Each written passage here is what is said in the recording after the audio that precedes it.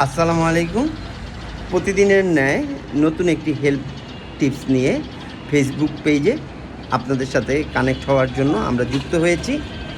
আমাদের আজকের বিষয়, আপনি এই প্রচণ্ড গরমে কিভাবে বুঝবেন শরীর ডিহাইড্রেশনের কারণে আপনি ভুগছেন বা আপনার শরীরে ডিহাইড হয়ে গিয়েছে। প্রথমত আপনার মাথা ব্যথা শুরু হবে।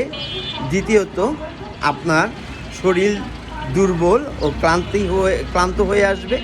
তৃতীয়ত আপনার মুখ ও ত্বক শুষ্ক হয়ে আসবে।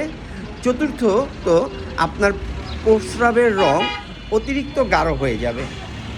তাই ডিহাইড্রেশনের এই সময়টা সতর্ক থাকুন, সচেতন থাকুন, সুস্থ থাকুন। প্রয়োজনে প্রতিদিন অল্প অল্প পানি সাথে রাখুন, অল্প অল্প পানি পান করুন।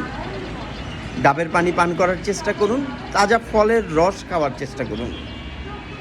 জনসচেতনতায় ট্রিটমেন্ট গ্লোবাল কেয়ার সবসময় আছে আপনাদের পাশে।